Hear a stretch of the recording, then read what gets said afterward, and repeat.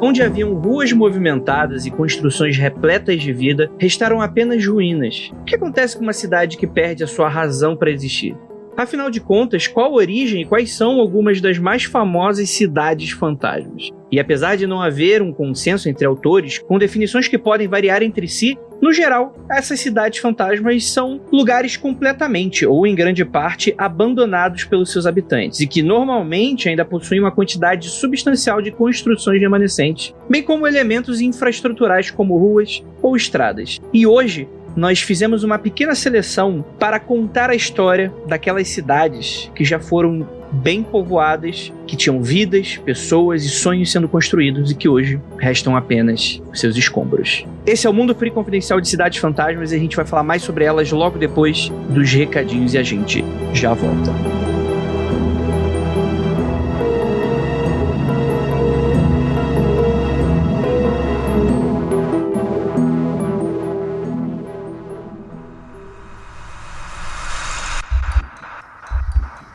Não há nada de errado com seu áudio. Adentramos agora através dos seus sentidos. Estamos preparando você para o que vai acontecer nos próximos minutos. Além do que conhece por tempo e espaço, o contato com algo além.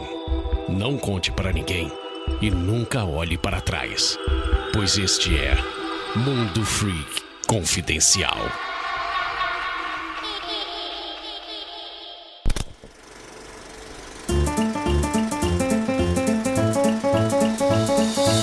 Chegamos aqui agora na área de recadinhos do seu Mundo Freak Confidencial para mais um podcast que ficou incredible. E aí, gente, tudo bem com vocês? Vamos começando aqui. Vou trocar a roda aí. Anúncio de quarentena. Anúncio de quarentena. Pum! E temos aqui para falar sobre esses pequenos anúncios que a gente traz um produtor de conteúdo, né? Uma pessoa aí envolvida com o meio e que muito provavelmente, né, tá passando aí por perrengues por causa justamente da quarentena, né? Afinal de contas, isolamento social a gente precisa ter. Hoje eu vou falar sobre ela, Fernanda Marques, e cara, é a Fable Ilustras, mano do céu. Que pessoa incrível é a Fernanda, né? Ela tem 24 anos, ela é ilustradora digital, mora em Porto Alegre, Rio Grande do Sul, e é formada em produção multimídia. Ela começou recentemente a ilustrar e, gente, o trampo dela é absolutamente magnífico. Vocês podem ter absolutamente certeza disso. É muito bacana. Eu adorei. Pra você que quer ilustrar livros infantis, quer uma ilustração pro teu... Nossa, tem muita coisa bacana aqui. Muita coisa mesmo. Fica aí um grande abraço pra Fernanda. Vou deixar aí o Instagram e o portfólio dela por aí pra vocês darem uma olhada. Ela faz quadrinho, capa de livro, identidade visual, vende print, um monte de coisa. Dá uma olhada. As artes dela, da Fernanda, é incrível. E, cara, tenho certeza que vocês vão se amarrar. Olá, eu sou Rafael Jacaúna, o believer oficial do Mundo Freak. Estou aqui para lhe convidar, fazer uma proposta. Que tal você conhecer uma nova plataforma, uma plataforma de streamer, para jogar um RPG com a gente lá no meu canal na Twitch, Jaca Freak. É bem fácil lembrar, Jaca como do Freak, Jaca Freak. Se você ainda não conhece, não fique de preconceito, não acho que é uma plataforma só de jovens, é de todos e todas. Estamos lá jogando vários joguinhos aleatórios e principalmente RPG às quartas, sábados e domingos. Quarta-feira jogamos Tormenta 20, aquele estilão bem D&D, bem caverna, exploração, mundo fantástico. Sábados, Vampiro à Máscara, e domingo sempre um jogo one shot diferente, com grupos diferentes em cada jogo. Então, à noite, entre 7h30 e 8 horas, começamos as lives. Apareça e pare de preconceito, porque a Twitch não é o demônio!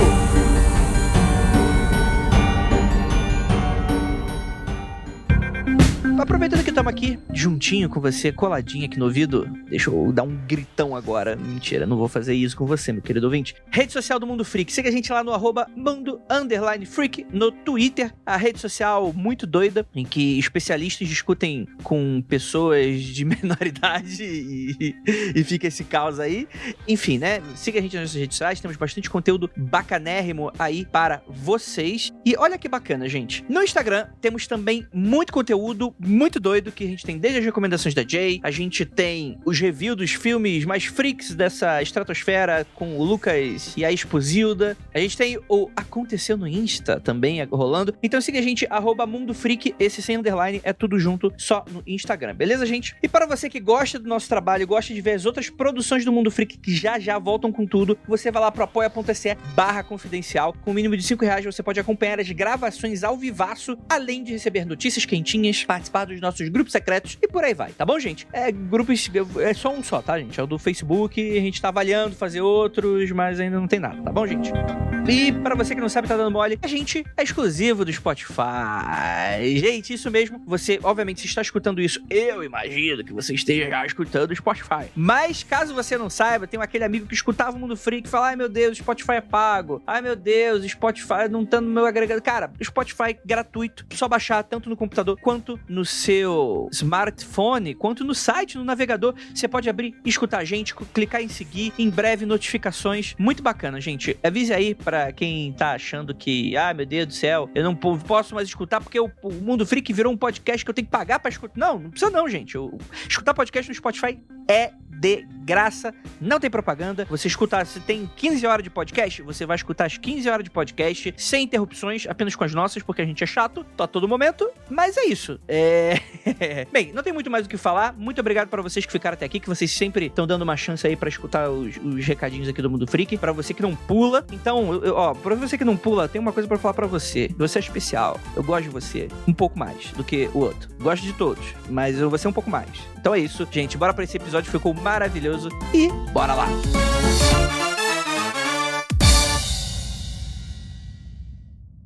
I'm Mo Rocca, and I'm excited to announce Season 4 of my podcast, Mobituaries. I've got a whole new bunch of stories to share with you about the most fascinating people and things who are no longer with us. From famous figures who died on the very same day, to the things I wish would die, like buffets. All that and much more. Listen to Mobituaries with Mo Rocca wherever you get your podcasts.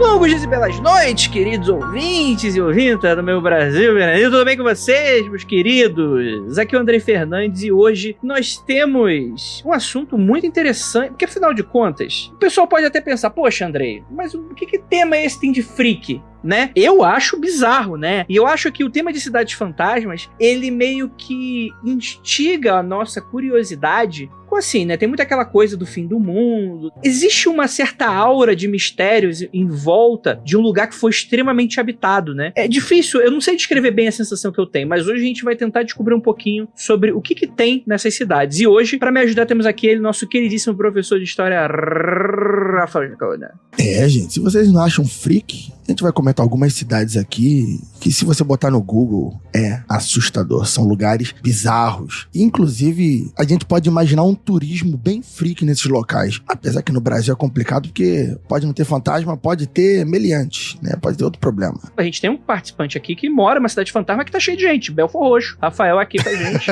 Aqui é a cidade que fabrica fantasmas, é diferente. Tá bom, depois a gente conversa sobre isso. Que medo da onde essa conversa tá indo.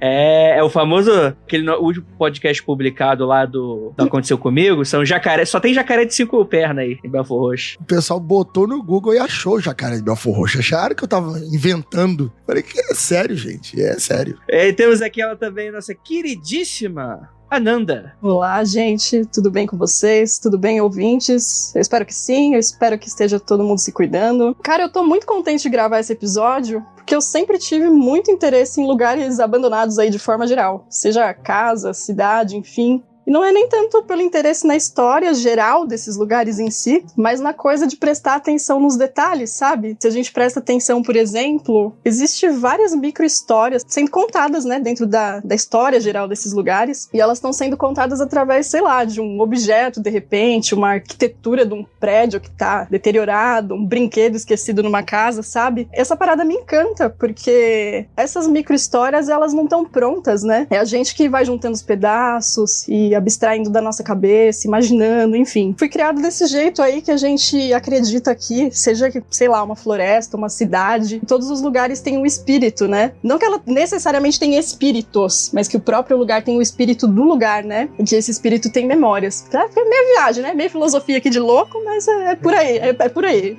É uma vibe shintoísta, né? Eu juro que eu tô sóbria.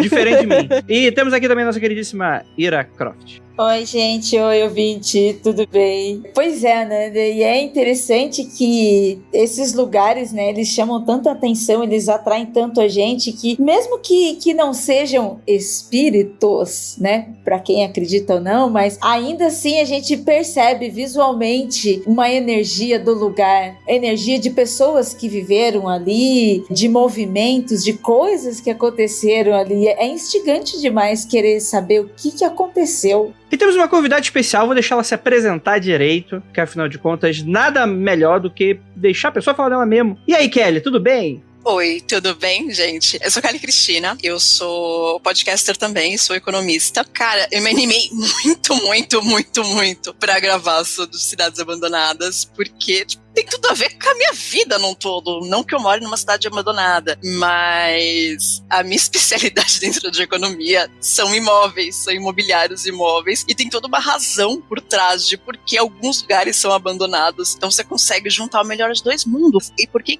isso racionalmente existe? Porque isso ainda assim é bizarro e continua existindo e é totalmente freaky. Exatamente. Nossa, eu estou impressionada com isso que eu estou ouvindo agora. Porque a Kelly, gente, ela está lá no podcast, ela é host no Mediunizados, e eu esperando, sabe, algo totalmente, nossa, vamos falar de cidades fantasmas, espíritos, coisas que aconteceram ali. Não, ela é uma economista.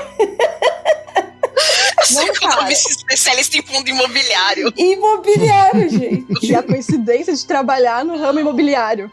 Exato, não é coincidência, é providência, gente. É o universo conspirando. Não sei o que a Ira tá falando, porque eu falei, pô, Ira, a gente tem que chamar aquele, porque eu já sabia. Ela tá falando, não é surpresa pra mim. Eu já sabia que pra mim é surpresa vocês não saberem disso, porque eu não chamo ninguém que não sabe de nada aqui. Só você que não sabe de nada. A gente chama os especialistas para contribuir com o assunto do podcast. É isso aí, tá tudo friamente calculado aqui, porque é a única com alvará pra falar desse podcast, né? Que a gente aqui, a gente pode ser interditado a qualquer momento, né? Inclusive, né? Inclusive, achamos bonito, né? É muito, nossa, que brilho, que lindo, tudo caindo do penhasco. Mas aí que é o louco, gente, porque por mais que tenha uma explicação lógica e racional, se parar pra pensar a ideia de cidade abandonada, ela existiu, tipo, na humanidade como um todo. Então você tem desde o Antigo Egito cidades que eram abandonadas na China, e é uma comum ao ser humano ter esses lugares que tem toda essa aura assustadora e meio bizarra. Se você pensar que Atlântida é uma cidade fantasma, você pode pensar que desde o início da humanidade tem cidade. Eu tô falando de cidade que existe, tá bom, gente? Mentira, eu não vou falar essas coisas não, porque a galera pega ar, porque fala que o mundo freak virou mundo freak ciência agora, porque a gente não acredita em mais nada. A gente acredita sim, a gente vai falar um monte de coisa legal aqui, sobrenatural, nem tanto sobrenatural, mas a gente vai puxar um pouquinho aqui. Mas de qualquer maneira, cidades são fenômenos interessantes, né, quando a gente para pra analisar. Porque, tipo assim, como na aurora da humanidade, né, nós éramos caçadores e coletores. Até aí, o que isso significa? Isso significa que nós éramos nômades, então a gente ia para um lugar, acabava com tudo, tipo uma praga de gafanhotos, e ia para outro lugar, e é isso.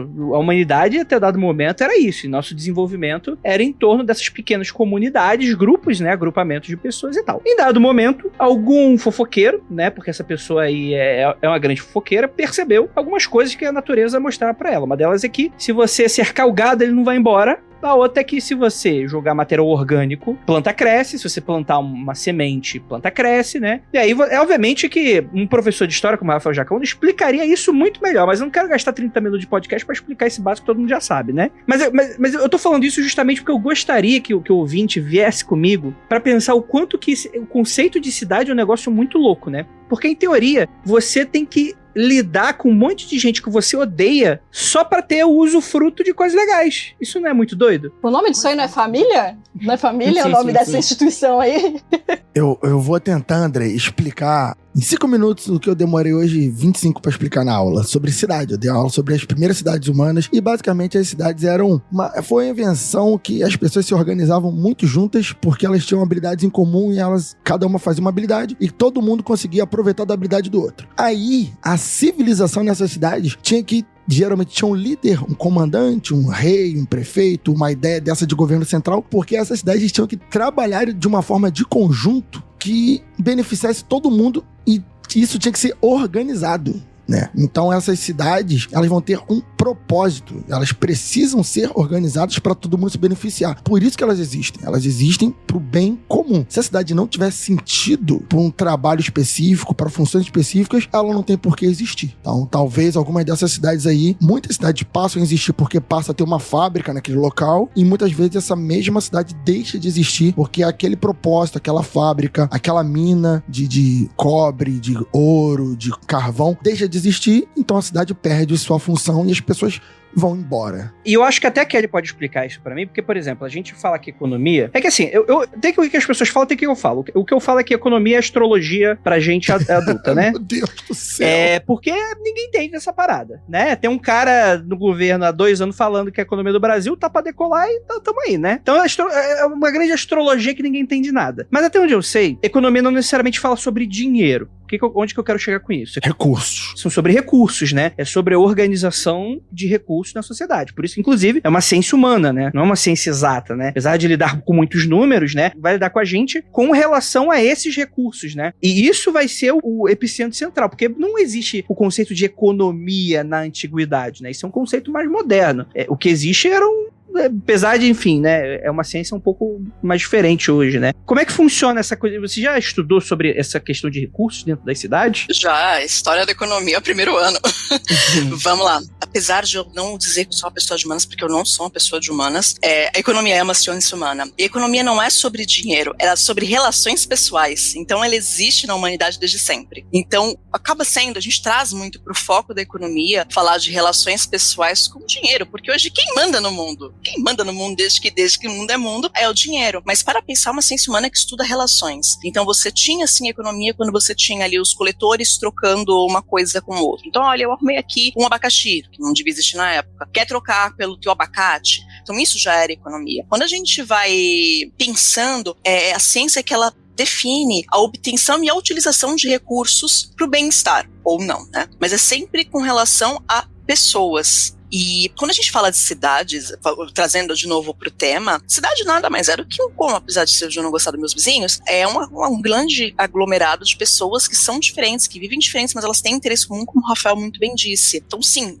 onde eu tenho pessoas, eu tenho trocas econômicas acontecendo, mesmo que essas trocas não sejam baseadas em dinheiro, sejam troca de serviço, seja troca de produto, seja o que for. Então ela está presente desde sempre na humanidade e assim como a gente acaba colocando um pouquinho do que a gente é em tudo, né? E a gente não presta, né? Ser humano não é uma pessoa assim muito legal, uma pessoa assim muito rica em boas virtudes. Então a gente acaba trazendo também esses âmbitos negativos para a economia. Então quando a gente fala dessas cidades, muitas delas são abandonadas por questões econômicas, mesmo abandonadas na antiguidade, porque aquela região já não era mais bem explorada, ou porque aquela região já não era lucrativa o suficiente, ou porque surgiu alguma praga. Então não tem como desvincular essas trocas de ser humano. É intrínseco à humanidade. É interessante, né, olhar por esse lado de relações, porque ele acaba também dando margem pra gente entender também as relações espirituais que acontecem com esses locais, né? Porque como estamos falando de vidas, de anos, de tempos, né, em que ficou naquele lugar onde famílias faleceram, nasceram e foi trocando e foi criando aquele laço com a terra, com o lugar, aquele laço afetivo, de lembranças, né? De você estar ligado com os seus ancestrais, diferente do que você acredita no sentido espiritual, mas você cria essa relação também, né? E aí, tipo, de repente, por algum motivo, como você falou, pode ser uma praga ou deixou de ser um lugar exploratório, que é muito comum mesmo, né? De usar todos os recursos ali. E aí você tem uma ruptura e, de repente, aí, cadê o resto? E a continuação dessa história, sabe? Eu fico imaginando, já pensou eu como um espírito, como um fantasma na cidade, eu tô vivendo ali entre pessoas, várias histórias, e aí, de repente, cadê todo mundo? Sim, a gente vai até além do espiritual. Eu acho que tudo que você dá uso para aquilo ganha uma marca. Então, de repente, essa marca vai permanecer naquela cidade que foi abandonada, porque aquele lugar não era mais lucrativo, mas aquilo teve, como você disse, teve história, teve desenvolvimento, teve a dor também de se abandonar aquele lugar, porque acho que ninguém sai muito feliz de, cansei, vamos abandonar aqui toda a nossa vida, nossa casa, nossa história, e vamos para outro lugar feliz e contente. Então, não tem como não ter uma áurea densa e horrível e pesada. É só olhar Detroit, que tá virando... Espero que não, né? Mas tá virando uma grande cidade abandonada. E ela tem aquele ar todo decadente. Você consegue ver esse pré-apocalipse caminhando pro apocalipse até chegar no momento que tudo invade. Não à toa, locais de guerra, por exemplo, tem muita gente que se recusa. Tipo, vai até as últimas consequências. O lugar tá em guerra, mas é a casa da pessoa, né? Onde que ela vive. Tem questões culturais, né? Tem tudo ali, né? Não tem como não falar. Essa fala da Kelly me lembra uma coisa muito interessante quando a gente pensa em povos nômades, né? E eu lembrei dos povos ciganos, que existe uma romantização dessa coisa, né, do nomadismo de alguns povos ciganos, de eles são livres, como é bonito, e vai de um canto pro outro, não tem residência fixa, mas muitas vezes eles são forçados a saírem dos lugares, né, não tem muito romance. A diáspora é uma coisa sofrida, né, carrega essa dor, e aí essa fala dela me fez lembrar disso, né. Aí, Ananda, a gente puxa aí pro história e um pouco de economia também, aliás, um pouco não, bastante, quando a gente vai pra Idade Média Europeia, e vai falar dos povos judeus, por exemplo, que eles vão ser grandes comerciantes. Um dos fatos principais disso é porque eles eram constantemente retirados de suas terras na Europa, né? Sempre tinha aquele preconceito contra o judeu, e então eles pararam de cultivar economicamente fazendas e coisas do tipo, e passaram a ser negociantes porque eles poderiam levar o comércio deles para onde eles se mudassem, né? O dinheiro podia ser levado com muita facilidade para onde eles fossem. Se eles tivessem fazendas, eles perderiam tudo. Então você tem essa questão econômica também bem interessante sobre cidades e sobre os nômades e as pessoas terem que sair das suas terras e tudo mais. Imagino até que isso também foi motivo até de perseguição, até nisso, né? Até como sendo uma característica por causa de perseguição, se tornou mais um motivo para perseguição também, que é essa coisa do dinheiro, né? Que tá presente, então, nas piadas, né? Naquela questão, mão de vaca, né? Coisas nesse sentido, tudo vem de um lugar sempre, né? É engraçado isso, até a forma com que os judeus lidam com o dinheiro e enxergam o dinheiro é uma forma completamente diferente da nossa civilização judaico-cristã ocidental, né? A maneira com que você enxerga é muito mais como, que o judeu enxerga é muito mais como um instrumento, então não existe pecado em ter dinheiro. A ideia eu preciso de ter dinheiro é pecado, eu preciso ser pobre, eu preciso ser resignado e dar todo o meu dinheiro para a igreja, vem da Idade Média, da Igreja Católica. E também acaba motivando e levando a criação de, sei lá, o que chamam hoje de Deus Mercado. Então você começa a adorar esse dinheiro de uma forma completamente diferente e começa a ter uma relação muito nociva com esse dinheiro. De eu preciso conquistar, preciso acumular, então não importa o que eu estou extraindo, quando acabar esse cenário, eu vou só me mudar para outro, para extrair e explorar outros lugares. E tudo tem preço, né? Aí trazendo para um lado bem menos cético, tudo tem preço, e você não pagou o preço por aquela região, por aquela terra, o que você explorou de recurso natural daquela terra. Seja exploração de mineração, seja exploração de floresta e tudo isso. Como fica dentro, como fica esse karma ruim dentro do lugar? Então, de fato, não tem como uma cidade abandonada ser um lugar legal. Se o Keller estivesse aqui, ele já falaria, já invocaria ética protestante e o espírito do capitalismo, que vai mesclar o fato de que é bom você ganhar dinheiro porque Deus... Você tá ganhando dinheiro porque Deus quer, e você tem que fazer o usufruto da terra mesmo e tirar tudo, porque Deus deu pra gente, então tem que tirar tudo. E é isso. E que louco, né? A gente pensar que a nossa forma de ver o mundo hoje em dia é mesclado por uma forma de pensar muito específica, né? E às vezes até a gente reproduz isso sem a gente ser protestante, por exemplo, às vezes, né? Às vezes o cara é ateu, mas o cara tá com toda aquela lógica, né? Culturalmente banhada. A galera que tá indo, né, pra Marte aí atrás de recursos, mano, esse monte de cientista cético aí tá fazendo a mesma coisa, mano. Tá indo lá pra explorar também, pra colonizar, pra acabar com tudo. Acho que isso é bem interessante que a gente tá falando aqui, justamente porque isso dá meio que um ar das motivações do porquê existem cidades fantasmas, né? Porque é muito fácil a gente simplesmente chegar aqui e dar a lista. Ah, tem isso, tem mais... Mas vocês vão perceber que existe todo... Tirando, obviamente, quando ocorrem as desgraças, que muitas vezes, inclusive, tá ligado com essas questões de recursos, né?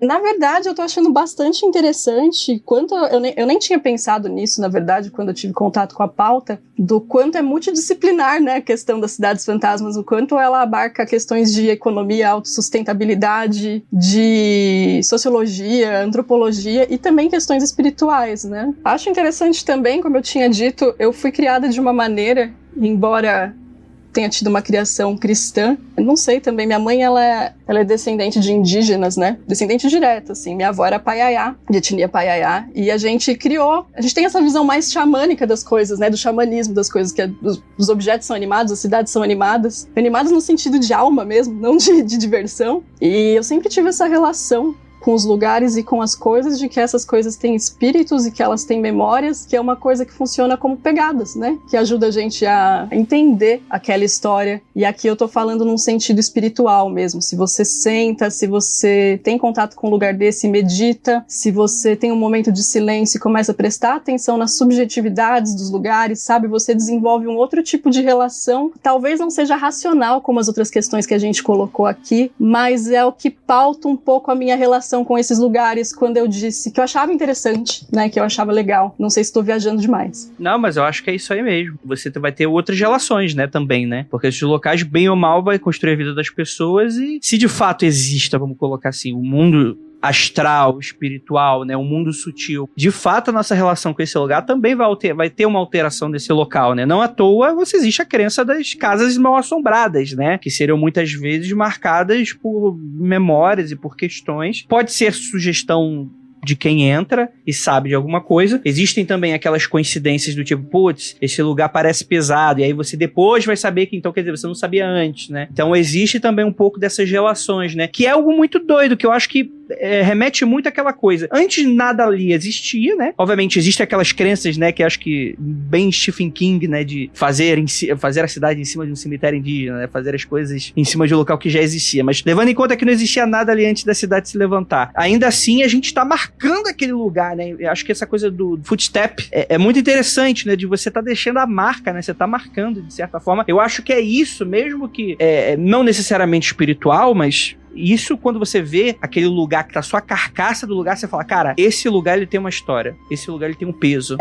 E a história, assim, para além da história, né, do contexto histórico e da sociologia, da antropologia e de todas as disciplinas e instituições que vão contar a história desse lugar, esse lugar, se você presta atenção nele, se você tem uma vivência lá, ele também conta a sua própria história, né? Através dessas memórias, se você observar e tiver algum tipo de contato. Total. Mas é engraçado que por mais que, sei lá, a gente tente racionalizar e nem precisa ir muito longe, pensar numa cidade inteira abandonada, mas vamos pensar num galpão que tinha fábrica. Você passa ali na região da Moca, passando da estação do Brás até chegar à estação do Ipiranga, tem várias fábricas, tem várias massas falidas ali, que eram empresas, e que se você parar pra pensar até anos 70, era super movimentado, super entrando gente, saindo, ele tinha todo um ambiente, e vindo essa massa falida, esse lugar abandonado ali, tentando ali especulação imobiliária, pra esperar valorizar, pra fazer uns prédios ali para vender para classe média, aquele lugar ele tem um ambiente muito decadente. Então, por mais que você passe, aquele ambiente se mantém decadente, porque é meio de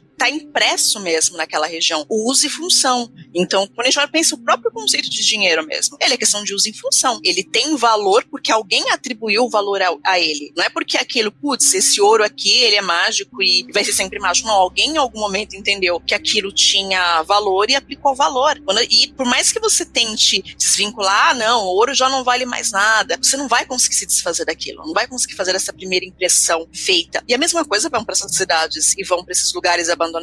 Sei lá, eu entrei no Martinelli uma vez para fazer o tour do Martinelli com um conhecido que tipo, não tinha nem ideia do que era Martinelli. Falei, nossa, que lugar pesado, né? Que lugar, uma energia pesada. E ele não tinha nem noção do que era o Martinelli. É só um prédio muito bonito no centro de São Paulo, com uma vista muito bonita, mas que mesmo sem você conhecer, você entende que ele teve uma energia muito densa ali.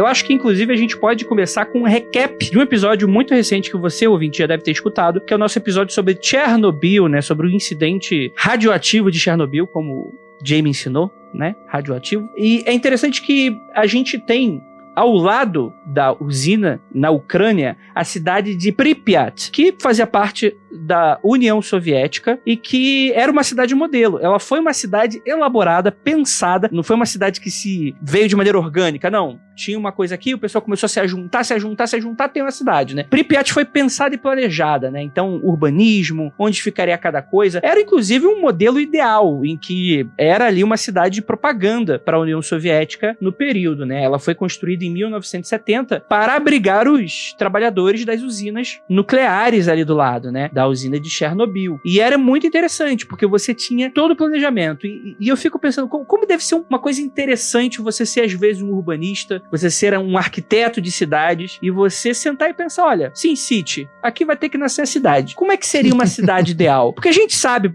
eu morei durante muitos anos no Rio de Janeiro, hoje moro em São Paulo, que são cidades que teve um crescimento muito desordenado, né? Em que tudo meio que foi se gerando e se melhorando, tipo, aos pouquinhos, né? E é tudo muito caótico. E eu fico pensando como deve ser um tesão, assim, tu fazer uma cidade do zero, assim, pensando em cada paralelepípedo da cidade, né? Em cada ruazinha, né? Em cada viela. Isso, pra mim, é uma coisa muito interessante, né? Tu citou aí o Sin City, e nem no Sin City, às vezes, a gente consegue fazer isso. Você começa muito bem planejado, fazendo ruas largas, não sei o que, daqui a pouco o dinheiro acaba. Quando você vê, já tá fazendo as coisas só pra ganhar dinheiro e fábrica no meio de casa, aí vai virar uma bagunça. Total, né? E nesse caso aqui, eu acho que todo mundo conhece a história de Chernobyl, pelo menos já ouviu falar, que o problema aqui não foi necessariamente econômico. Quer dizer, depois do que aconteceu, foi econômico também, né? Mas você tem essa questão de uma das usinas, ela explodiu, né? Não foi uma explosão nuclear, né? Que a pessoa pensa em usina nuclear, uma explosão em cogumelo, assim, não, né? O local em que se gerava a energia, que era como se fosse uma grande panela de pressão, explodiu e jogou radioatividade pro ar, né? Foi tipo um estouro de rolha. Tipo um champanhe. Exatamente. Só que o pessoal dava aquela respirava e caía duro, né? O pessoal não via, era uma coisa invisível. Isso que é o mais interessante, né? Porque, inclusive, os próprios moradores da cidade, né? Como foi algo que não, obviamente, nenhum acidente é esperado, mas como foi algo de difícil comunicação, de difícil compreensão, porque a tecnologia nuclear não era exatamente nova, mas a maneira como tudo estava se organizando lá foi realmente uma grande surpresa para todo mundo aquilo que estava acontecendo. Então, até tentar descobrir, ver o que aconteceu, demorou algum tempo, né? Então demorou mais ou menos um dia até o pessoal perceber, a cidade ser completamente evacuada, e isso que eu fico pensando a tragédia da coisa toda, né? O pessoal falou, não, peguem suas coisas e vai que daqui a 3 dias você volta. O pessoal falava isso porque sabia que se eles não falassem isso, o pessoal ia demorar muito mais, né? Você teria uma relação muito mais custosa das pessoas abandonarem o local que elas, né? E era uma cidade de jovens, né? Era uma cidade de universitários, né? Eram pessoas que tinham acabado de se formar, engenheiros, pessoas que lidavam com questões da energia nuclear e por aí vai. Isso é muito louco de pensar que essas pessoas abandonaram toda a sua história. Então não é só sair de casa, é largar suas fotos, é largar seus documentos para trás. Como era uma cidade de pessoas muito jovens, eram casais recém-casados, famílias com crianças pequenas, então é você abandonar toda uma perspectiva de futuro também. Então você tem 2 grandes fantasmas aí, de onde eu vim e para onde eu vou também. O que eu projetei foi apagado do nada e virou radioativo. Isso sem falar, o livro, eu achei a série pesada, mas o livro, A Voz de Chernobyl, é pior ainda, porque ela começa a descrever o que estava acontecendo com os corpos das famílias. Você fala, gente, e os primeiros capítulos ele acompanha uma moça que está grávida, então ela vai descrevendo, ela fala, não, mas eu sonhava que minha filha iria se parecer com o pai, a gente ia casar e ia viver naquela vida, e minha filha ia crescer nessa cidade, a gente ia ser feliz. É pesadíssimo. Você fala, cara, que sobra dentro disso? Falando de novo de energia, que energia vai ficar dentro desse lugar? Que é um lugar de memórias, um lugar de sonhos também. Um lugar, como a gente falou, cheio de dores, só que neste caso só dor, né? É dor e desespero, não só como esse, como eu fico imaginando também, daqui uns anos, a cidade de Brumadinho. tudo que aconteceu com as pessoas no sentido físico, econômico, de perder tudo, de você ver perdendo e de deixar para trás as suas dores, a sua história, e depois olhar e você não ter nem mais acesso, né? Diferente de um lugar, já é triste quando a gente sai de um lugar para tentar outro, se movimentar, né, ir atrás. Agora você é expulso de um lugar, expulso por uma grande tragédia, né? Principalmente tragédia causada pela própria humanidade, pela própria sociedade, né? A dor que isso continua, porque ela também não para, né? Os vivos que saíram dali continuam sentindo essa dor. E é uma presença de interrupção muito grande, né? Porque diferente de outros lugares que vão entrando em decadência gradativamente, né? Pripyat foi uma parada,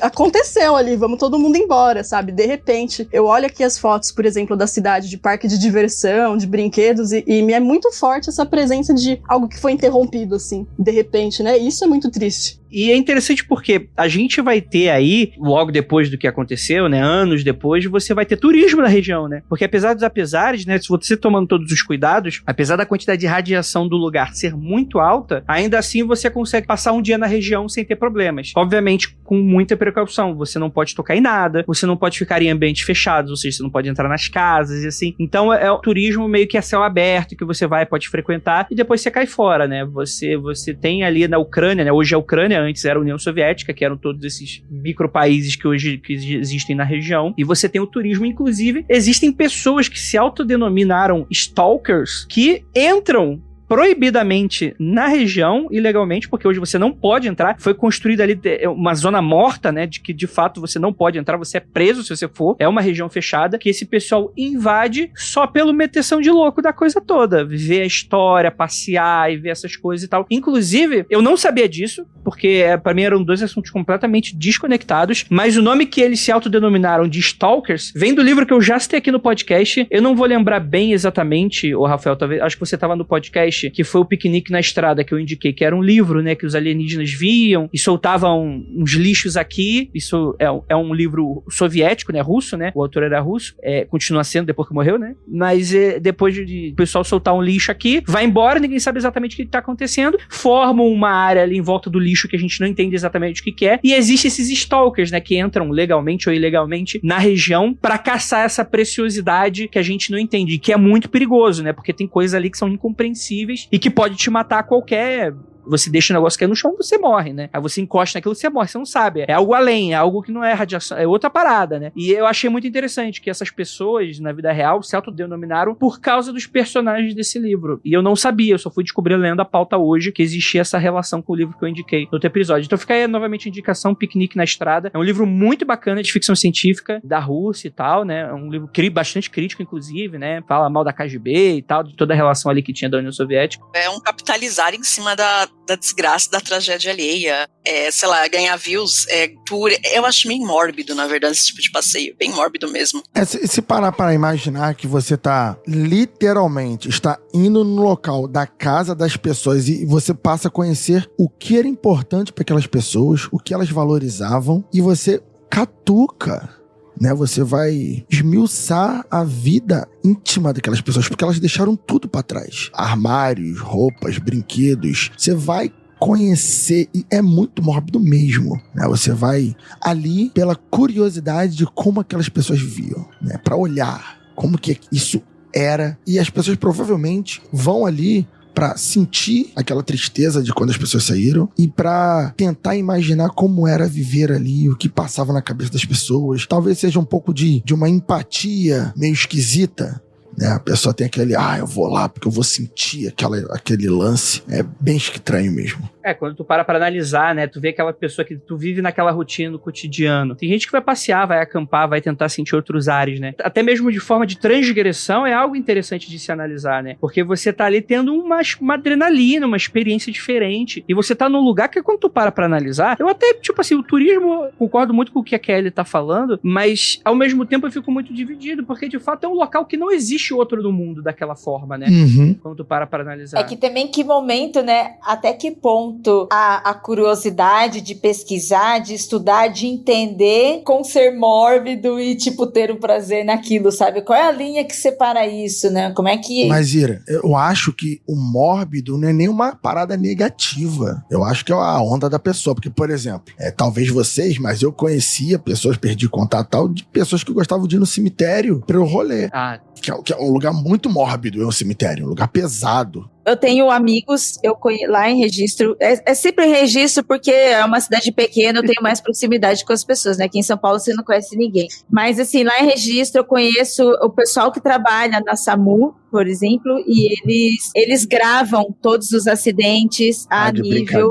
É para estudo. Sim. É para estudo. E isso vai desde para medicina, para várias áreas. Não é que grava porque tem prazer, entendeu? E tipo, da mesma forma que se tira fotos também, quando vai para o ML e todas essas coisas. Enfim. Mas aí vai do distanciamento que você tem. Esse é o mal da humanidade. Tipo, a gente cria distanciamento e a gente acha que a história não vai se repetir. A gente olha pro cenário atual, né? Mas Chernobyl faz muito tempo. Chernobyl tem 34 anos, faz muito tempo e ninguém lembra. Mas, por exemplo, se a gente olhar, tem gente indo fazer tour em Brumadinho, é um negócio que é completamente impensável neste momento, mas pode ser que daqui 34 anos alguém resolva fazer tour em Brumadinho para ver a barragem que desabou. Então a gente não cria esses distanciamentos de sociedade. E eu acho que o problema tá justamente aí, a gente não respeita a memória de quem ficou, porque uma coisa é você, eu quero ir aqui prestar minha homenagem, eu quero ir aqui, sei lá, para me sentir um pouco mais conectado, não quero ir aqui pra tirar foto pra postar na rede social, que é o que acontece muito no memorial do Holocausto na Alemanha. As pessoas vão pra fazer selfie de cabeça pra baixo no memorial do Holocausto. Virou um ponto turístico, né? Até o nome muda, né? Exato, falta esse distanciamento.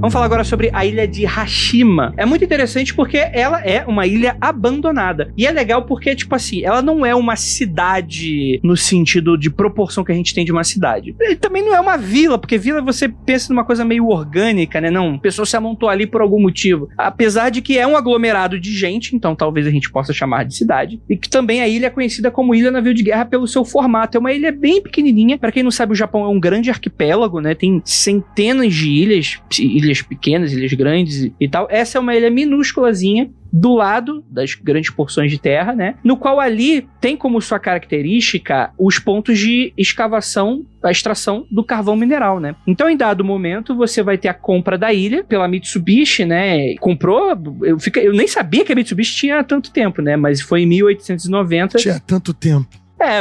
Essas empresas japonesas são muito antigas, bicho. Aí tu vê assim, a Nintendo fazia videogame há 100 anos atrás. Tá aí. Essas empresas japonesas aí são centenárias, né? Vai o nintendista. Ô, Nanda, me respeita, hein? Cuidado comigo, hein? Que eu demito mesmo. Fica me zoando aí. Desculpa, chefe. Foi comprado por essa questão, então você vai ter um recurso natural e, obviamente, o pessoal vai ter que ir para uma ilha, não é Barca Rio Niterói, né? O pessoal construiu, né? Tem prédios e locais que foram sendo construídos, né? Inicialmente casas e depois subiram construções mais avançadas, né? E, cara, cerca de 15,7 milhões de toneladas de carvão foram tiradas entre os anos 1891 e 1974. E, cara, lá tinha de tudo, né? Apesar de eu estar brincando aqui com relação ao tamanho, não é uma cidade pelo tamanho e tal, mas tinha de tudo lá. Você vai ter os alojamentos, você vai ter entretenimento, né? Você tinha aquelas lojas de patinco, pra quem não sabe, se eu não me engano, né? Posso ter, se alguém estiver falando alguma bobagem, por favor, me corrijam aí, otakus fedidos, que patinco como se fosse um jogo de azar, né? Que o pessoal tem, né? Bastante popular no Japão, né? Você vai ter, inclusive, depois a cidade se tornando um campo de prisioneiros, né? De trabalhos forçados, em que a pessoa ia presa, tá em situação de guerra, ia lá pra trabalhar nas minas de carvão, né? Por causa dos perigos e por aí. Inclusive, estima-se que pelo menos 1.300 dessas pessoas chegaram a perecer no local, né? Então, imagina a quantidade, né? De energia negativa que deve ter por ali, né? E o pico de pessoas na ilha chegou a 5.259, que foi em 1959. Só que o que aconteceu? E conforme o petróleo foi substituindo o carvão foi diminuindo de preço, então não valia mais bancar toda aquela operação para a extração do mineral lá naquela região. E na década de 60 as minas foram se fechando, né? Foram sendo abandonadas. E obviamente não existia mais motivo para aquelas pessoas estarem ali. E hoje, em abril de 2009, a ilha está aberta à visitação. Apesar de que muito do território é restrito, né? Minas, você imagina que principalmente para baixo deve ser muito extenso, né? Deve ser bastante perigoso, né? Tem pão de queijo? Se não tiver, não vale a pena. Assim, é que você não tem nada lá hoje, Rafael. Não sei se você estava prestando atenção no que eu estava explicando, mas não tem mais nada lá. Se tem turismo, deve ter alguém vendendo. Tem uma barraquinha de açaí, tem um lanchonete. Pô, não tem turismo? Sacanagem. Olha só como as coisas mudam, né? Quando ela tem intenção ou não, e quando ela envolve, né, sentimentos, assim, de dores, né? Tá aí um lugar que daria, sim, pra ir lá visitar, de estudar. Eu acho assustadora a história dessa ilha, mas eu também acho sensacional e eu iria visitar. Não é um lugar que eu me sinta, assim, incomodada, porque houve, sabe, uma tragédia de muita dor, né? Não quer dizer, não é um lugar feliz, mas também não me dá aquele incômodo de nem conseguir chegar perto, né? Por exemplo, em Brumadinho, até mesmo em Chernobyl, que seria um negócio muito esquisito. Mas aí tá em um lugar que eu acho que, como a Kelly tava tentando explicar, né? Você consegue separar um pouco, separar esse emocional do social, do lugar. Mas é muito louco, porque a ilha, ela tem uma série de histórias que você ouve gente andando, que você ouve movimentação. Então, por mais que não tenha ninguém ali, e por mais que ela não tenha tido um fim tão trágico e tão brusco como Chernobyl e outras cidades que foram vítimas de tragédia, ainda existe esse espírito do lugar, essas memórias intrincadas ali. E ainda assim, não é tão mórbido quanto Chernobyl, mas ainda é uma sensação meio bizarra de, nossa, que vivia gente, aqui tinha gente que tinha projetado um futuro, e a gente coloca essa na conta de Deus Mercado, de que ninguém tá muito aí pra tua história, pro que você mantém no lugar, é como o dinheiro movimenta. E isso também é cruel, porque pessoas que foram morar ali, elas fizeram planos, tinham sonhos, eram também famílias jovens que tinham se mudado pra lá, pra trabalhar nas minas antes de vir os prisioneiros, e tem toda uma história ali. Chegou uma segunda geração crescer dentro das ilhas, eles falam das escolas, tem alguns vídeos que o negócio é bem assustador. Tem uma questão também na ilha que, em dado momento, no começo dos anos 30, vai haver exploração de mão de obra de prisioneiros de guerra, né? Coreanos, chineses, e a galera passou a ser submetida ali a trabalho forçado na ilha e foi difícil, né? Condição insalubre, muita gente morreu de forma brutal. E também essas memórias muito trágicas ficam impressas ali no lugar, né? Me faz lembrar quando eu ainda trabalhava como jornalista, houve uma ocasião em que eu precisei trabalhar em Brasília. Eu nunca tinha ido pra Brasília na vida. Nossa, lá tem muita energia negativa. E total.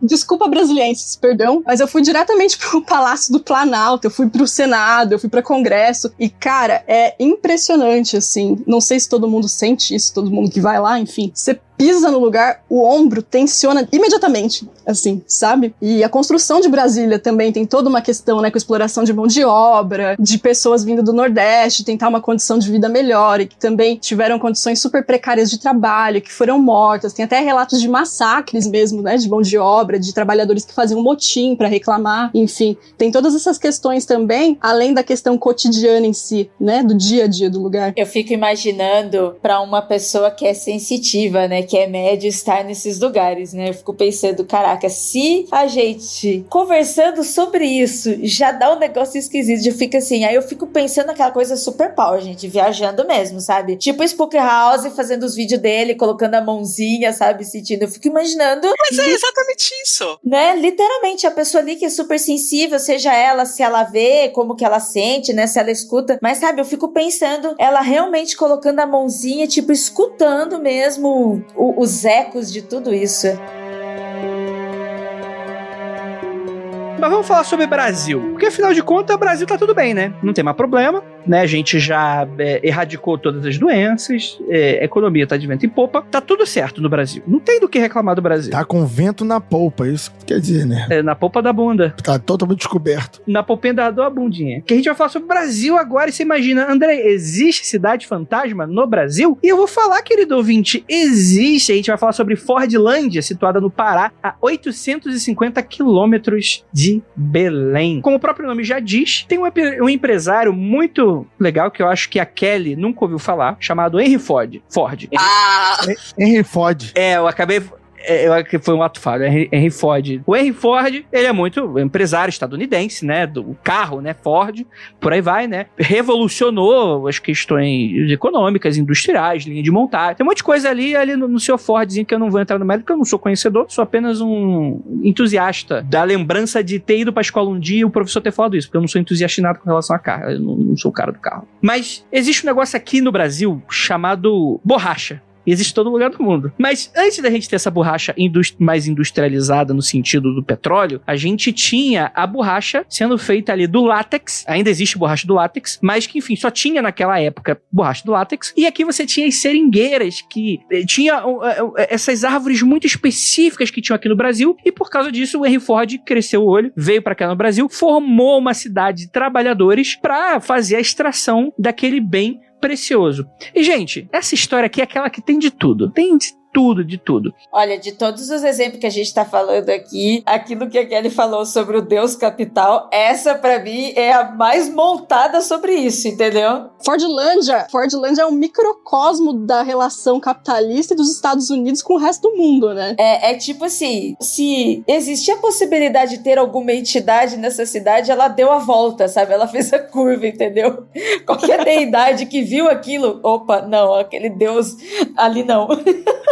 Esquece isso aqui, gente. Isso aqui nem tá retratado no Deuses Americanos, do Deus Mercado, de tão powerful. Mas é muito louco essa ideia de que você tentou construir toda uma civilização no meio da floresta. E, tipo, faz sentido algum. E é muito louco, você vê as fotos, as casas ainda têm as bandeiras americanas todas desbotadas. E tudo morreu com um sonho. Morreu com o sonho de alguém. Aí eu acho engraçado que, diferente de Hiroshima, que é, sei lá, era um sonho meio que coletivo e as pessoas foram lá tentar fazer a vida, a Ford era o sonho, tipo, de uma única pessoa. Porque a cidade nunca chegou a ela ser sempre, tipo, 100% badalada. Só até porque ela teria sobrevivido, se fosse. Inclusive, é isso que é interessante de você estar falando, porque tem essa relação mesmo. Porque o ouvinte vai pensar que, tá, então chega aqui o gringo, compra uma cidade, compra uma região e monta uma cidade. Não é só isso não, gente. É muito engraçado, porque aí o Ford chegou aqui, provavelmente não foi o senhor Ford que chegou aqui instaurou as coisas, né? Ele só contratou o pessoal pra vir aqui. Como não?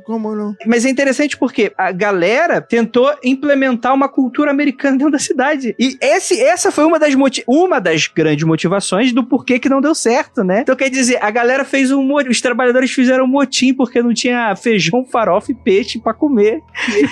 Sim, era pra ser tipo um estado anexo dos Estados Unidos aqui no meio da Amazônia. E ele trouxe muitos americanos pra morar também. E, tipo, por que essas pessoas vão continuar num lugar que elas não são apegadas depois que o trabalho acabou? É muito louco essa história, eu adoro essa história. Sim.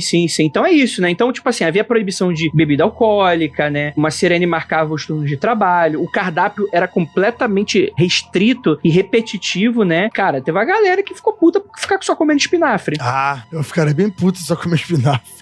O cara tipo, pai. E a gente também tá falando de uma época de muita exploração nesta região. E eu me lembro, assim, muito quando eu era criança de reportagens sobre morte de seringueiro, eu não vou nem dizer luta, entendeu? Porque as pessoas estavam tentando sobreviver onde elas nasceram. Então, assim, a gente tem toda essa formação do Deus Mercado, o cara vem pra cá, num país que não é dele, já vem com essa ideia colonizadora que já está intrínseco neles, cria uma expectativa dele, né? Além dele vir com esse poder de fazer colônia, de dominar, ele traz a própria expectativa, ele traz a cultura e a expectativa, porque eles também não aceitaram, eles também não entendiam por que as pessoas não gostaram, sabe? A noção, assim, sabe? Por que não gostaram do projeto super ultra foda que ele tinha na cabeça pra pôr aqui. E ele fala de código de vestimenta pra cidade. Aí você fala, gente, você tá no meio da floresta amazônica. É sério que você quer colocar um código de vestimenta americano aqui no meio da Amazônia? Umas coisas que não fazem muito sentido.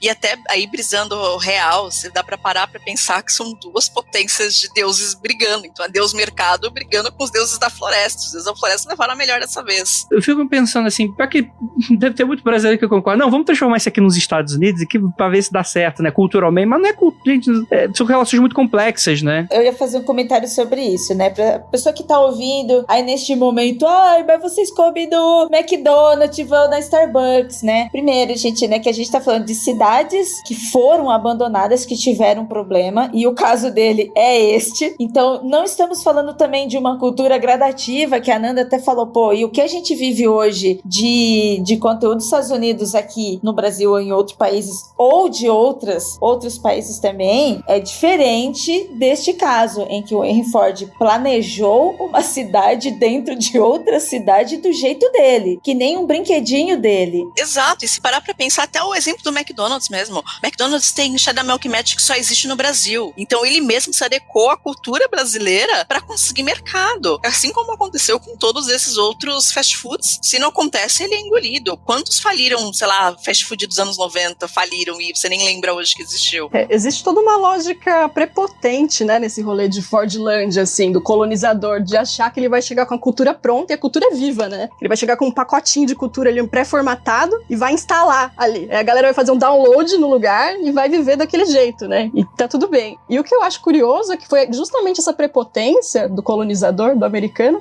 que foi um tiro no pé. É tipo um pensamento de, pô, muita gente foi prejudicada, mas bem feito também, né? Assim, eu acho, como vocês estão falando da cultura do colonizador, o próprio Ford, ele achou, geralmente uma das coisas interessantes da cultura do colonizador, século XIX, século XVIII, início do século XX, ainda vem muito disso, mas principalmente nessa época, que o europeu, o norte-americano, eles tinham uma certeza na cabeça deles, que eles estavam ajudando aquele povo coitado descamisado, sacou? Então ele tinha a certeza que ele ia levar essa cultura superior, maravilhosa, e aquele povo ali ficaria agradecido, né? E então aquilo ali provavelmente no final da questão pra ele foi um choque, da galera se revoltar, do pessoal não aceitar a sua cultura superior, né? Então isso vai até além da lógica do mercado em si, mas dessa visão que ele queria, além de ganhar o dinheiro, ajudar um pouquinho aqueles pobres brasileiros silvícolas no meio do nada, né? E não é assim que funciona. White saver, né? Como viver sem eles, né? Não tem como. Como você pode querer comer pato no tucupi, comer peixe, se você pode comer donuts e Big Mac? Mas, gente, antes de qualquer coisa, é bom a gente deixar claro, porque até o momento que a gente tá falando, parece que a cidade virou uma cidade fantasma porque não serviram feijão com farofa pros caras. Mas não é isso, né? Mas eu achei muito bom não servir feijão com farofa. Eu também seria uma dessas, hein? Então, porque que acontece? Existem alguns fatores econômicos de questão de mudança mesmo, né? Não apenas pelo começar uma mudança aos poucos, gradativa nas questões econômicas com a fabricação da borracha, assim como também existe um termo muito interessante, talvez seja o maior hackeamento que tem, né? Porque 60 mil sementes das nossas seringueiras foram surrupiadas aqui do Brasil e foram plantadas em colônias inglesas, né? Então isso também ajudou a acabar um pouco com essas questões do que se tinha por aqui, e ao mesmo tempo foi de fato também a entrada da borracha sintética logo depois da Segunda Guerra Mundial, que aos poucos foi barateando cada vez mais o látex natural, até que o Ford vendesse as terras para o próprio governo brasileiro, né? $250 mil, abandonando assim as atividades amazônicas, e até hoje você tem ali a região, né? Tem a região, e eu tenho quase certeza que o Henry Ford virou tipo um espírito obsessor da região.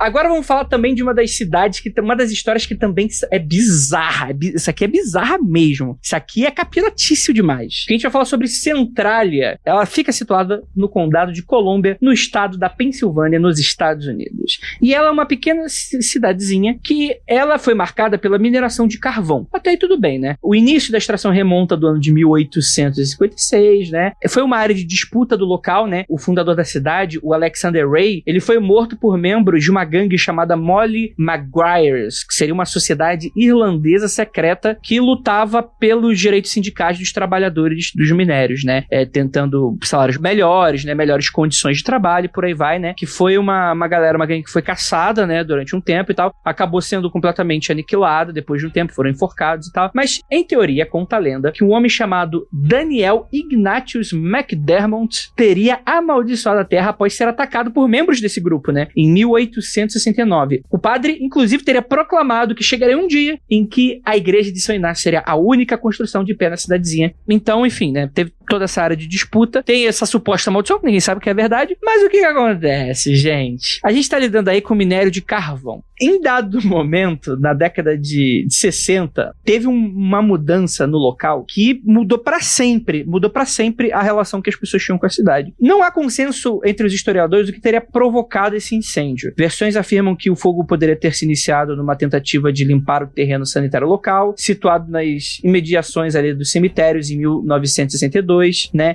Falam de aterros que funcionavam no poço de uma das minas abandonadas, né? As minas já estavam praticamente todas... Ninguém trabalhava muito lá, só que o que aconteceu? Esse incêndio se iniciou, e o que acontece? É uma mina, fica embaixo do chão, né? Você tem aquela região que ela, ao que parece mais planície mesmo. Você escava para ter esse minério. Que assim, a mina, ela é embaixo do território da cidade, então a galera... tinha a mina, ela afastada da cidade, a entrada, mas a exploração era basicamente embaixo da cidade, embaixo das estradas e tudo mais. O carvão mineral, imagina o seguinte, tu faz um churrasquinho na sua casa com carvão vegetal. No final do churrasco, você fala, porra, eu vou apagar o carvão. Tu joga água no carvão, ele parece que apagou. Depois que você volta, 15 minutos depois, ele ainda tá em brasa. E ele queima, e ele vai virar cinza se você não jogar muita água. O carvão mineral é muito pior, no sentido de ele queima muito mais eficientemente, né? E outra, dentro daquela mina ali, ele queima até mesmo dentro das paredes. Então, quando você apaga esse carvão, a água não penetra na parede até onde está a brasa. Logo, mesmo quando chove, só diminui a temperatura da superfície, mas embaixo a água não chega. Então, quando para de chover, volta a pegar fogo. E por que não sai labaredas do chão? Porque o oxigênio não está dentro da pedra na quantidade necessária, mas ele sempre fica numa brasa infinita. Isso vai demorar décadas pra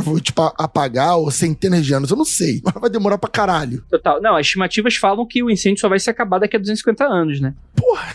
Mas isso que é o legal da cidade, porque a cidade, em teoria, ela não pegou fogo, no sentido que a pessoa tá imaginando, aquele incêndio lá acho que no Japão que aconteceu na antiguidade e tal, Roma pegando fogo. Não é isso. A gente tá falando de uma cidade normal que tu olha assim, ok, normal. Só que o subterrâneo da cidade está Satanás na Terra. Tá Rio de Janeiro, tá Bangu no Natal. É isso que tá embaixo da cidade. Tá Satanás ali com um tridentezinho ali. Isso fez com que a cidade fosse completamente comprometida. Então, assim, existia uma preocupação do quando aquilo ia atingir a cidade de fato, né? De maneira que a gente possa ver e tal. Foi com um evento, inclusive, que uma das casas, né, cedeu e uma criança quase foi engolida. Ela acabou sendo salva pelo irmão, então ela não mergulhou junto quando a casa inteira desabou, por causa do incêndio que estava acontecendo no subterrâneo. Mas isso deixou alerta que fez com que os Estados Unidos gastassem dezenas de milhões de dólares para realocar os moradores dessa cidade. E esse processo foi quase todo mundo, ainda resta um pessoal, e dizem que tem pelo menos ainda umas 5 casas que tem gente morando ainda. Mas é um lugar que você não pode mais morar.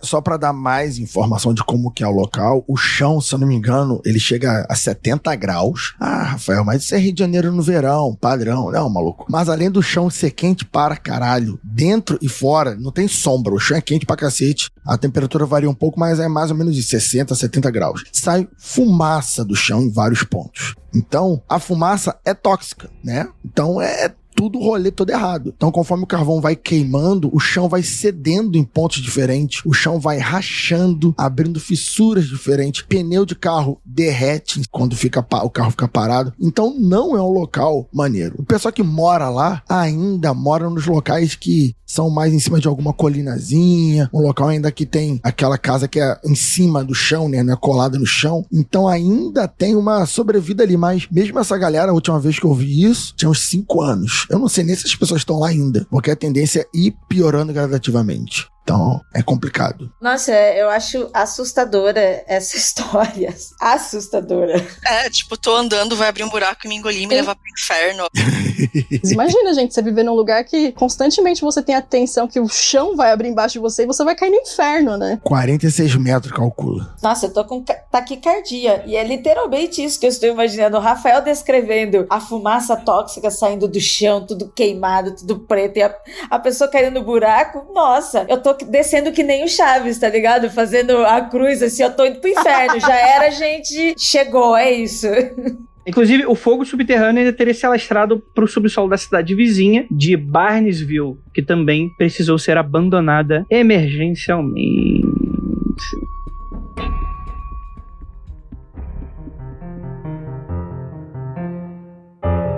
Então, gente, o que a gente aprendeu hoje? Não coloque fogo nas suas minas de carvão. Tome cuidado com o McDonald's abrindo cidade no Brasil. E o que mais? Tipo, não faça testes nucleares no quintal da tua casa. É isso, gente.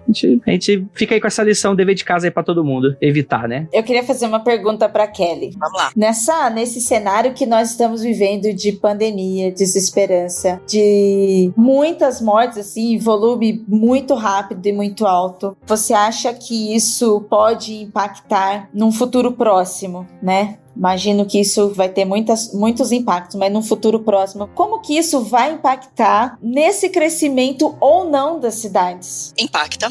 Isso sem dúvida, parece o papo que eu tava tendo hoje mais cedo com a minha filha, se a gente tá vivendo um pré-apocalipse, estamos no apocalipse, já chegamos no pós-apocalíptico, mas sim impacta. Porque, em primeiro lugar, já se vem repensando muito com relação a consumo e tudo isso já de décadas. Com a pandemia, isso só ficou muito mais agravado. Então, aquele lance, eu morava aqui na minha casa e entendi que essa casa aqui já não é mais legal porque eu não tomo sol. Mas como eu passava o dia inteiro no escritório, isso não fazia diferença pra mim. Então, as pessoas começaram a olhar outros pontos, tanto que isso já vem acontecendo, de você começar a valorizar outros tipos de imóvel. Então, você tinha ali um decréscimo na venda de casas por uma questão de segurança, e esse decréscimo parou e voltou a subir, tornou-se uma ascensão nessa venda de casas porque as pessoas querem espaço. Então a tendência é que nós tenhamos cada vez mais cidades abandonadas, com as pessoas migrando para o interior buscando outros cenários. Então a gente está revendo toda a forma de morar. Quando você começa a olhar para fundos imobiliários que cuidam de lajes de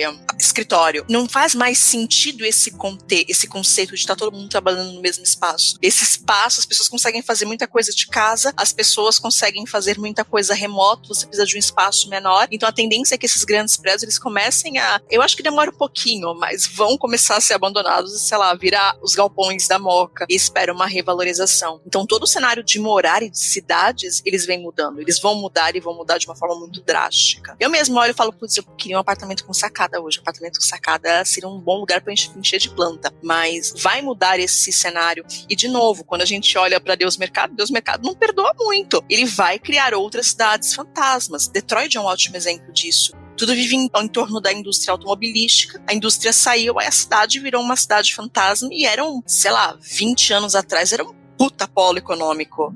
30 anos atrás, era um polo econômico gigantesco. E você vem nesse decréscimo. Então, sim, as coisas vão mudar, a gente vai voltar a ter uma mudança grande. E aí fica, onde está a nossa memória e onde estão as nossas raízes? Será que a gente ainda vai estar tão apegado a essa ideia de estar dentro da cidade, ou a gente vai levar isso de uma forma mais nômade? Eu ainda fico com a primeira opção, que a gente é ser humano, a gente é preguiçoso, a gente quer ficar sempre no mesmo lugar. Essa desgraça, né, da Covid aí mostrou uma coisa, por um lado, interessante, no sentido que as pessoas começaram a ficar mais em casa. Então, por exemplo, muitas obras, né, intervenções civis, né? Fazer obra em casa aumentou muito. Pessoas comprar muito eletrodoméstico, muitos móveis foram comprados, porque as pessoas quase não ficavam em casa. A pessoa trabalha 8 horas por dia, passa 4 horas no trânsito, chega em casa, dorme, acorda, sai de novo, final de semana sai o tempo inteiro. A galera ficou muito em casa, começaram inclusive pensar em sair da cidade, né? Trabalhando no home office, como você falou, a galera começou a falar, eu trabalho de internet, pra que eu vou trabalhar, eu vou morar no centro da cidade que o custo é muito mais alto. Vou pra uma cidadezinha que tem uma internet maneira,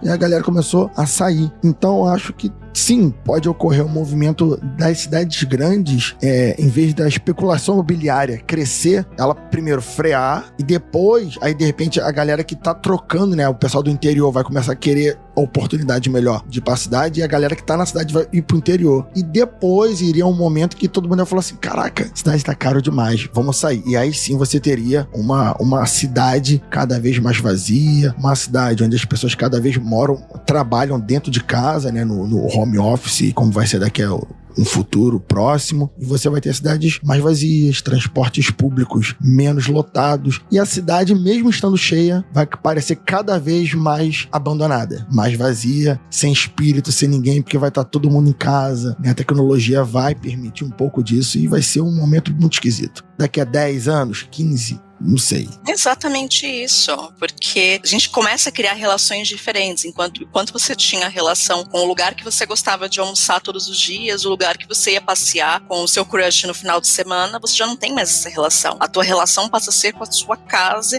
e aquele microambiente. Aí eu me pergunto também, imagina quando você morrer, você não vai ficar lá preso de fantasma na casa. Você tá tão apegado àquela casa, não tem nem como você ir pra outro lugar a assombrar. Eu acho que vai potencializar bastante isso, hein? Até os efeitos aqui em casa, a gente reparou que potencializou também. Tá todo mundo em casa.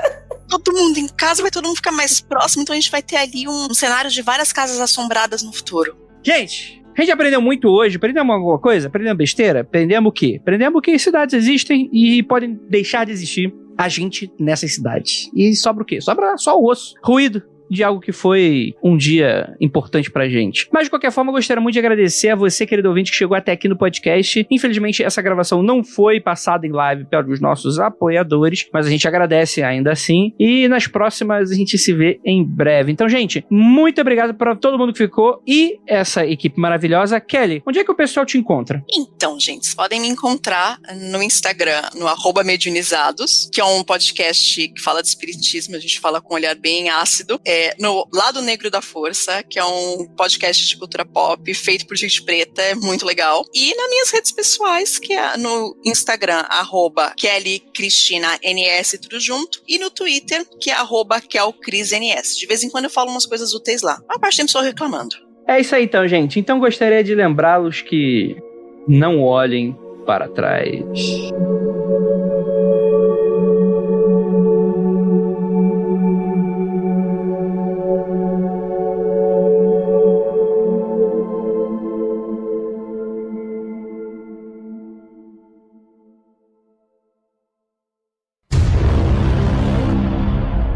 Se ela escuta, mas sabe, eu fico pensando, ela realmente colocando a mãozinha, tipo, escutando mesmo os ecos de tudo isso. A gente achou que ia ser engraçado, ficou um tema sério, né? Mas tá muito bom o papo. Sim, acho que só você que achou que ia ser engraçado. Tá. Ah, não, engraçado de comédia, mas tá né? aquela coceirinha gostosa, assim, sabe? Aquela tensãozinha, sabe? Exatamente. Uma atenção assim, nossa. Meu episódio favorito de Supernatural, quando eles vão pra uma cidade abandonada, gente. Que o negócio é muito assustador. Acho que foi o único que, de fato, eu fiquei com medo. Porque é verdade, esse é da hora, esse episódio. mundofreak.com.br